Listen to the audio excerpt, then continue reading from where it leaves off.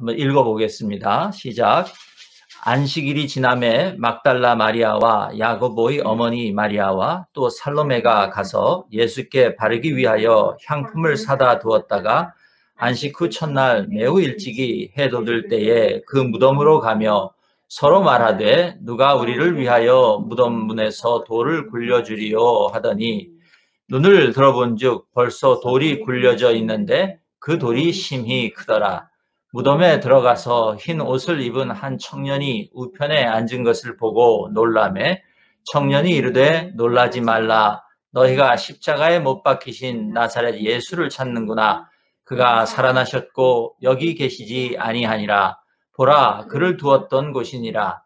가서 그의 제자들과 베드로에게 이르기를 예수께서 너희보다 먼저 갈릴리로 가시나니 전에 너희에게 말씀하신 대로 너희가 거기서 배우리라 하라 하는지라. 여자들이 몹시 놀라 떨며 나와 무덤에서 도망하고 무서워하여 아무에게 아무 말도 하지 못하더라.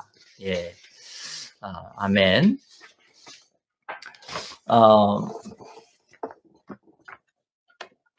오늘 말씀의 제목은 갈릴리에서 기다리시는 주님, 그렇게 제가 정해봤습니다.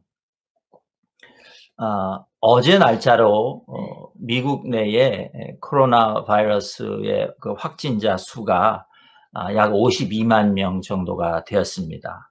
또 사망자 수는 2만 명을 넘어갔습니다. 그 지난주 5일 동안 10,000명에서 2만 명이 된 것입니다. 2배가 된 것이죠. 세계적으로도 이제 코로나 그 확진자 수가 거의 200만 명에 가까워지는 그런 가운데 있습니다. 또 10만 명 이상이 사망했습니다. 트럼프 대통령은 이제 와이오밍 주를 마지막으로 재난 지역으로 선포함으로써 미국 50개 주 전체가 이제는 재난 지역으로 선포된 그런 초유의 사태가 지금 벌어지고 있는 것입니다. 뉴욕시는 어제 날짜로 사망자 수가 8,600명이 넘었습니다. 이렇게 그 단기간에 많은 사람들이 사망하게 되자 이제 장례식은 둘째치고라도 그 시체를 어떻게 처리해야 하는 문제가 대두되고 있습니다. 특별히 가족이나 연고가 없는 분들은 그 시체를 어떻게 해야 하나 사람들이 그 문제를 두고 걱정들이 터져 나왔습니다. 다행히 뉴욕시에는 그 하트 아일랜드라는 곳이 있는데 시에서 운영하는 공동묘지 같은 곳입니다. 그래서 지금 그 연고가 없이 병원에서 죽어간 분들은 그곳에 매장을 하고 있다고 합니다. 그런데 사람들이 너무 많은 사람들이 죽으니까 혹시 그 하트 아일랜드에서 그냥 단체로 매장을 하고 있는 것이 아니냐 하는 걱정과 우려의 소리들이 있었습니다. 그러자 뉴욕 시장이 나와서 그렇지 않다. 지금 하트 아일랜드에서는 그 사망자들의 시신을 그 인간의 존엄성을 최대한 유지하는 그런 방식으로 잘 하고 있다 이렇게 나와서 발표를 했습니다. 그러면서 어떤 사람이 그 드론으로 그곳을 그 찍은 사진이 뉴스에 나왔는데 제가 그 사진을 보니까 예, 그 길게 그 관이 가로로 2개 정도 관이 이렇게 놓일 수 있을 만큼의 그 넓이의 그 깊은 도랑을 파고 또 그 관을 높이는 한 3단 정도를 쌓을 수 있도록 그렇게 파서 거기에 그 나무로 된 그 시신을 담은 관들이 들어오는데 그것을 그 땅에 그렇게 묻는 장면을 제가 사진으로 봤습니다. 보니까 그 사진에는 한 30여 구가 조금 넘는 그런 그 관이 땅에 묻히고 있었는데요. 그 방역복을 입은 그 사람들 포함해서 한 10여 명이 그 일을 하고 있었습니다. 그 일을 보면서 제가 최소한의 그 인간의 그 존엄이 유지되고 있구나 하는 생각을 하게 할 수 있었습니다. 그래서 감사했습니다. 그 뉴욕 시장이 나와서 하는 말이 평소에는 한 일주일에 한 25구 정도의 시신이 들어왔다고 합니다. 그 하트 아일랜드라는 곳에. 그런데 요즘은 하루에 25구가 넘는 시신이 들어온다고 그렇게 말하는 것을 들었습니다. 그러면서 그 뉴욕 시장이 뉴스 인터뷰에서 하는 말이 하트 아일랜드에서는 절대 집단 매립과 같은 일은 없을 것입니다. 그리고 모든 시신들은 각각의 관에 안치되어서 최대한 인간의 존엄을 유지하는 방식으로 그렇게 대접을 받을 것입니다. 그렇게 말하는 것을 제가 들었습니다. 오늘 15장에 우리 오늘 본문은 아니지만 15장 42절, 46절, 42절에서 46절을 보면 예수님께서 돌아가신 후에 무덤에 묻히시는 과정을 보여줍니다. 아리마대 사람 요셉이라는 분이 빌라도에게 들어가서 예수님의 시체를 달라고 그렇게 요청합니다. 그날은 금요일이었고 이제 금요일 저녁 해가 지는 때가 되면 안식일이 시작되는 그런 때였기 때문에 시간이 많지 않았습니다. 그래서 요셉은 그 예수님의 시체를 무덤에까지 이렇게 안치하기 위하여 서두를 수밖에 없었다 그랬습니다. 그래서 미리 세마포를 준비하고 이제 십자가에서 예수님의 시신을 내리자마자 그 세마포로 잘 싸서 자기 소유였던 그 무덤 한 곳으로 가서 거기에 예수님의 시신을 놓고 돌로 무덤 문을 닫았습니다. 그러니까 시신을 닦지도 못했고 또 썩는 것을 늦추는 그런 필요한 향품을 넣지도 못했습니다. 그러니 지금 우리 주님이 돌아가신 모습을 우리가 이렇게 보면 어쩌면 우리 주님은 지금 뉴욕 하트 아일랜드 공동묘지에 묻히고 있는 그런 그 연고 없는 그런 시신들보다 더 못한 대접을 받으신 것이다 하는 그런 생각을 해봅니다. 여러분 그러나 걱정할 것 없습니다. 우리 주님은 부활하셨습니다. 아멘. 우리 주님은 부활하셨습니다. 무덤이 필요 없으신 그런 주님이십니다. 오늘 우리 그 주님을 다 함께 우리가 만날 수 있기를 주님의 하나님께 기도합니다. 여러분 예수님 시대에요 일반 민중들은 이중의 폭력적 권세 앞에 시달리고 있었습니다. 어제 제가 잠깐 말씀드렸는데요.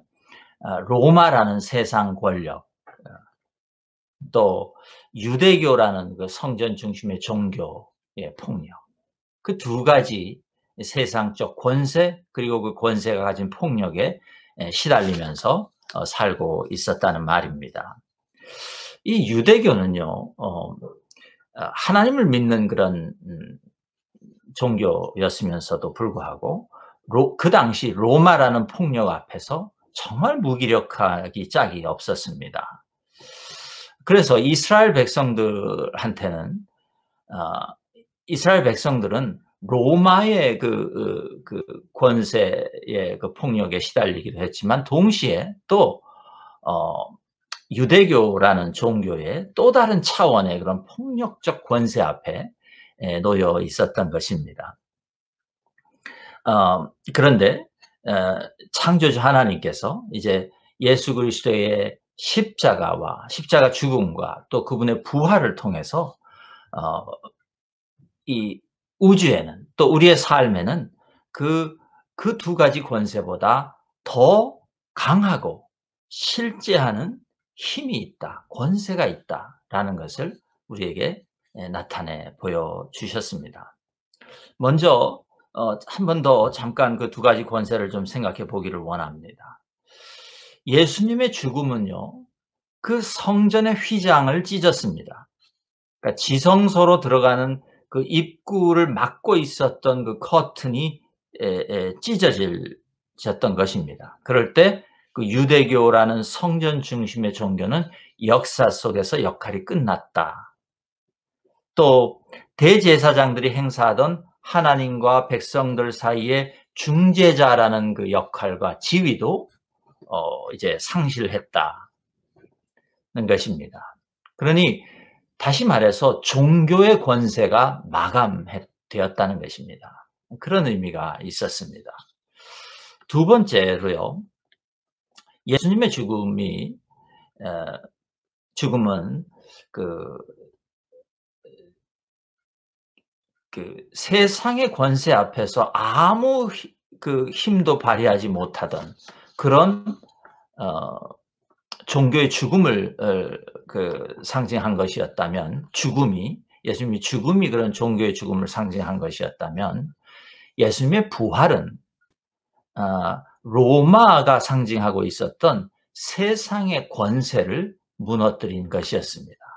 그러니까 주님이 무덤에서 일어나셔서 바깥으로 나오셨을 때 그 주님을 십자가에 못 박았던 그 세상의 권세, 그 힘, 그것이 이제 더 이상 주님의 나라에서는 위협이 되지 못한다는 것을 선포하신 것이었습니다.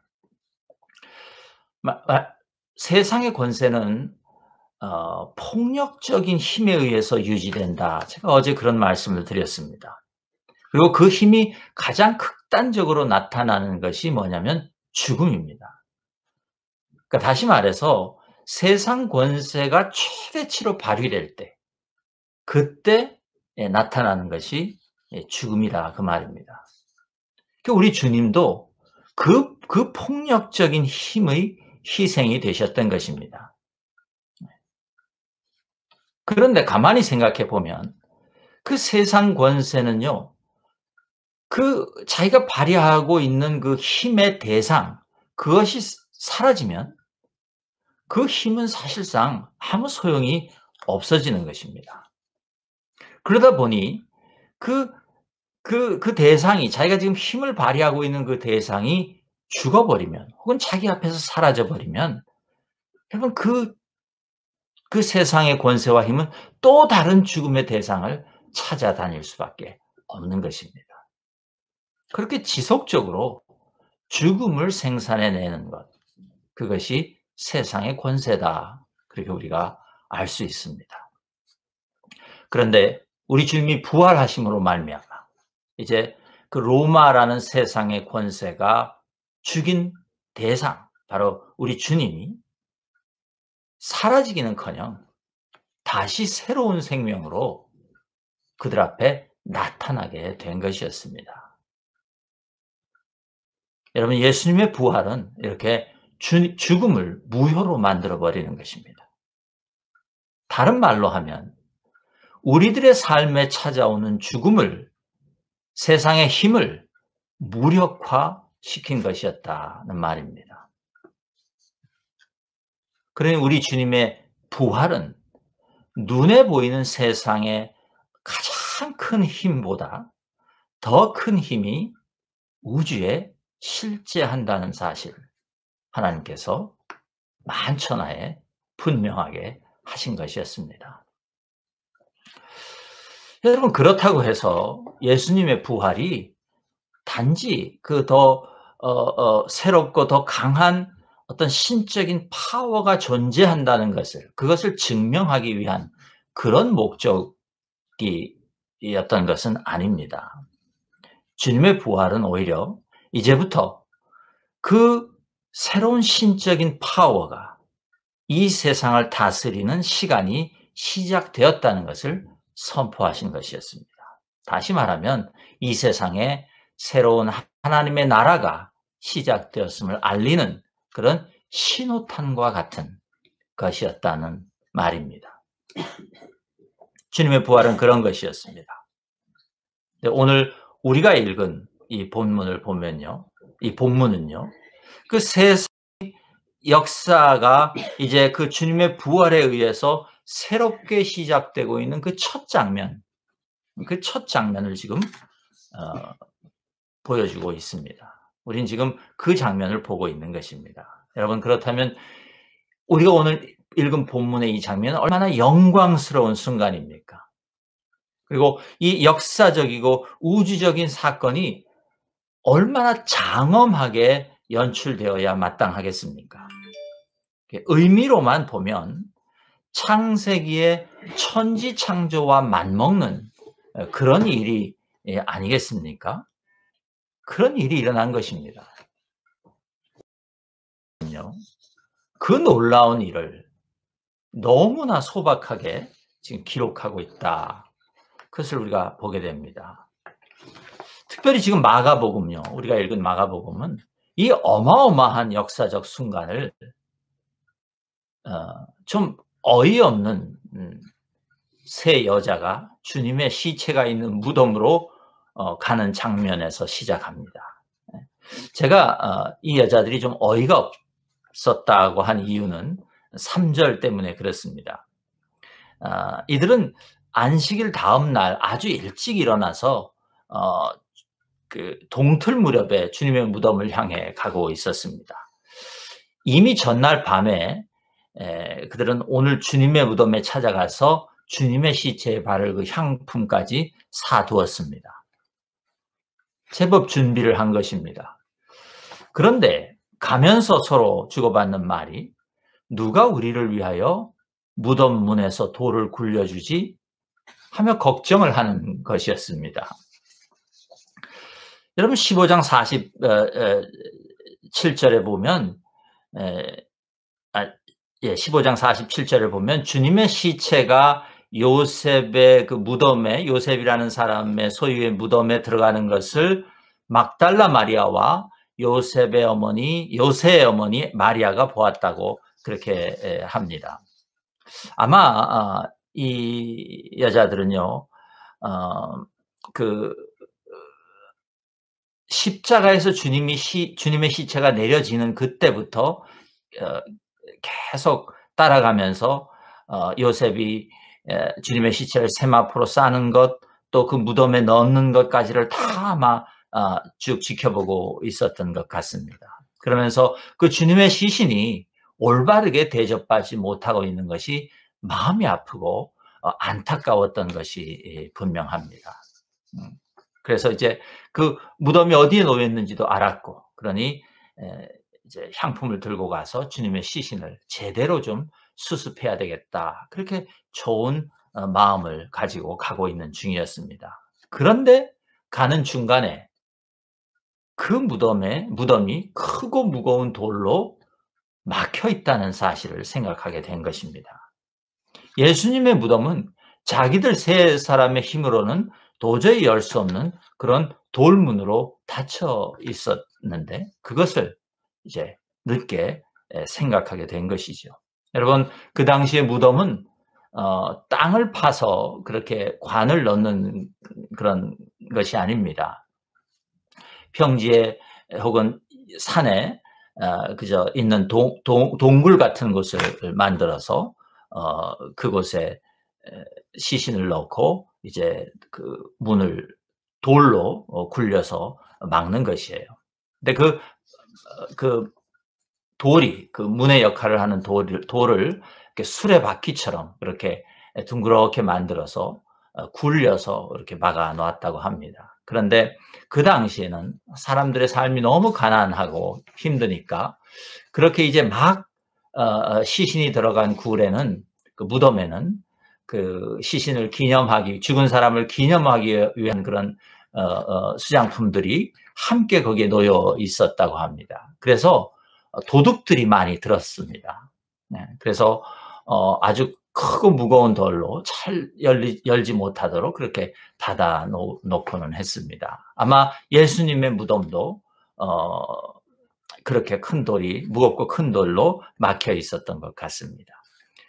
그러니 동시에 그걸 잘 열지 못하도록 하기 위해서 살짝 경사가 지게끔 그 무덤 앞을 만들어서 그 무덤이 그 경사의 가장 낮은 곳에 위치하도록 만들어 놨으니 여자들 셋이서는 그것을 열 수 없었던 것이 분명합니다. 그런데 그 사실이 예수님 무덤에 거의 다 가서야 이제 이 여자들 머릿속에 떠올라 온 것입니다. 그러니까 주님에 대한 마음은 참 기특하고 고마운데 준비성이 없는 것이죠. 참 그래서 제가 어이가 없는 여자들이다 그렇게 말한 것입니다. 그러면서 제 생각에 지금 이 여자들의 모습이 꼭 저하고 비슷하다 그런 생각을 제가 해봤습니다. 제가 참 실수도 많고 준비성도 부족하고 그런 사람 아닙니까? 아마 이 여자들이 저하고 비슷한 그런 사람들이었던 것 같습니다. 하지만 이 여자들의 걱정은 기후였습니다. 무덤에 도착해 보니 돌문은 이미 치워져 있었고 무덤이 열려 있었다고 성경이 말합니다. 무덤 안에는 예수님의 시신 대신 잘생긴 청년 하나가 흰 옷을 입고 앉아 있었습니다. 잘생겼다는 것은 제 추측입니다. 성경에 없습니다. 그가 여자들에게 주님의 시신이 놓였던 그 자리를 이렇게 보여주면서 주님이 살아나셨고 여기 계시지 않는다 그렇게 말해줍니다. 이 잘생긴 청년은 천사였습니다. 그런데 그 천사가 거기에서 그치지 않고 이 여자들에게 한 가지 일을 맡기는 장면이 나옵니다. 7절에 보시면 이렇게 말합니다. 가서 그의 제자들과 베드로에게 이르기를 예수께서 너희보다 먼저 갈릴리로 가시나니 전에 너희에게 말씀하신 대로 너희가 거기에서 주님을 뵐 것이다. 그러니까 이것은 주님의 사실은 부탁이었습니다. 마가복음 14장 27절 28절에서 주님께서 이미 제자들에게 그들이 그 주님을 버릴 것을 예언하시면서 이렇게 말씀하신 적이 있습니다. 그러나 내가 살아난 후에 너희보다 먼저 갈릴리로 가리라. 그러니까 주님께서는 지금 천사를 통해서 부활하신 후에 그 주님께서 말씀하신 대로 갈릴리로 먼저 가셨던 것이고 천사에게 그 소식을 전하도록 그렇게 부탁하신 것이었습니다. 그리고 천사는 지금 처음 예수님의 무덤을 찾은 이 여자들에게 그 일을 다시 맡기고 있는 것입니다. 그러니 생각해 보면 주님께서는 지금 이토록 중요한 임무를 이 어이없는 여자들에게 맡기고 부탁하신 것이었다는 것입니다. 여러분, 이 여자들이 이 일을 제대로 수행했을까요? 못했습니다. 8절에 보면 이렇게 말하죠. 여자들이 몹시 놀라 떨며 나와 무덤에서 도망하고 무서워하여 아무에게 아무 말도 하지 못하더라. 그러니까 주님께서 천사를 통해서 이 여자들에게 주님이 무덤에 안 계신다. 부활하셨고 다시 살아나셨고 갈릴리로 가셨다. 너희가 거기에 가서 주님을 배워야 한다 하는 말을 전해달라고 했는데 이 여자들이 그 일을 감당하지 못했다 그 말입니다. 너무 무서워서 아무에게 아무 말도 하지 않았다. 지금 그렇게 성경이 말합니다. 또 이 여자들과 함께 지금 이토록 놀라운 그 부활의 사건, 새롭게 주님께서 그 하나님의 나라를 지금 이 세상 가운데 시작하시는 그 사건 속에서 이 여자들과 함께 등장하는 주인공들이 제자들입니다. 제자들은 이 장면에 실제로 지금 나오고 있지는 않습니다. 하지만 그들에게 부활하신 주님이 먼저 가신 갈릴리로 오라고 하심으로써 부활하신 주님은 분명히 이 제자들을 부활하신 후에 당신의 사역 가운데에 함께 하시겠다는 뜻을 나타내신 것입니다. 여러분, 이 제자들이 어떤 사람들입니까? 돌이켜보면요. 한 명은 예수님을 팔아먹은 사람입니다. 그리고 그 죄책감에 자살했습니다. 또 그중 10명은 예수님이 잡히시던 밤에 다 도망갔습니다. 나머지 한 명인 베드로는 예수님이 대제사장 집에 끌려가시던 그 밤에 겨우 그 대제사장의 집에 뜰에까지는 따라갔는데, 궁금해서 따라갔겠죠. 예수님의 그 마지막이 어떻게 될지. 그런데 결국 3번이나 나는 주님과 상관없는 사람이라고 그렇게 부인했던 그런 베드로입니다. 여러분, 지금 예수님께서는 이런 제자들을 부활하시자마자 다시 갈릴리로 부르고 계시는 것입니다. 여러분, 그 이유가 무엇일까요? 다시 그 제자들과 시작하시겠다는 뜻인 것입니다. 여러분이 부활하신 주님이라면 이런 자들을 다시 부르시겠습니까? 싹 갈아버리고 새로운 제자들을 뽑지 않으셨을까요? 않았을까요? 우리가 예수님이라면 말이죠. 제가 주님이라면 백발백중 그랬을 것 같습니다. 하지만 오늘 성경은 우리 주님께서는 실패한 제자들을 다시 부르시고 찾으셨다고 분명히 말씀합니다. 주님은 그들을 포기할 수 없었습니다. 주님에게 그들은 당신의 생명을 바친 그런 존재이기 때문입니다. 여러분, 우리가 그런 존재라는 말입니다. 주님은 저와 여러분을 위해서 당신의 생명을 십자가 위에서 버리셨습니다. 그때 우리의 모든 죄와 실패도 함께 못 박힌 것입니다. 우리의 절망이, 실패가 주님과 함께 십자가에서 죽어버린 것입니다. 여러분, 이것을 믿으셔야 합니다. 십자가에는 그런 의미가 있습니다. 그리고 이제 그들을 다시 부활 이후에 새로운 삶으로 지금 부르고 계시다는 것입니다. 여러분, 이 일을 꼭 기억하시기 바랍니다. 여러분, 우리가 지금까지 얼마나 실패했고 얼마나 믿음이 없었고 괜찮습니다.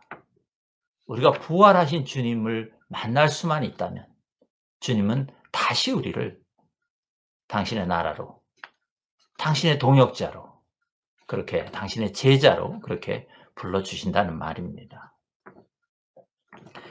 마지막으로 우리 주님이 그 사랑하는 제자들을 갈릴리로 부르셨다 그렇게 말합니다. 여러분, 갈릴리는 어떤 곳입니까? 갈릴리는 주님께서 제자들과 처음으로 그 사역을 시작하셨던 그런 곳입니다. 주님께서 처음으로 이 세상에 복음을 선포하셨던 그런 곳입니다. 그러므로 갈릴리는 제자들의 실패한 믿음의 회복이 다시 시작될 수 있는 그런 곳입니다.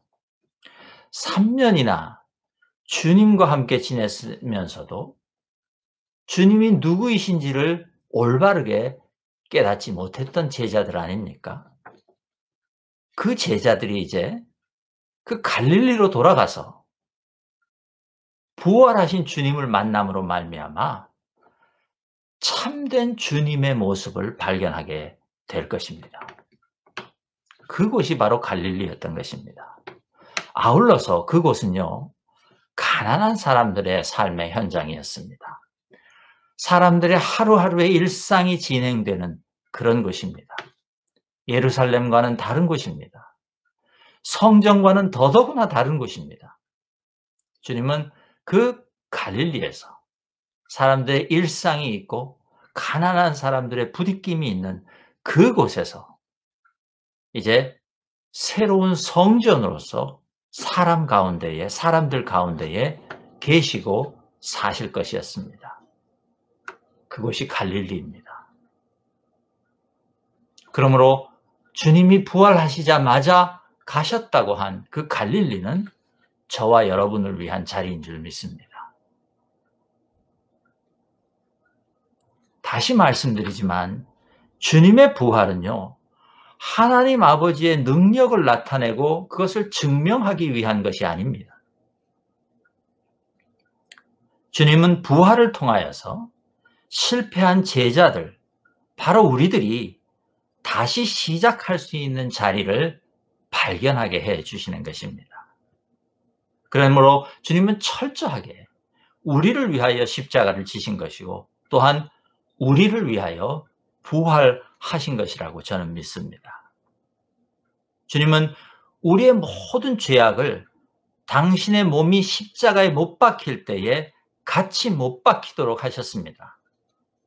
그리고 부활하심으로써, 그 몸이 부활하심으로써 이제 우리에게 새로운 시대를, 새로운 시간을 활짝 열어주신 것입니다. 실패한 자들이 다시 시작할 수 있는 은혜의 시대를 활짝 열어주셨다는 말입니다.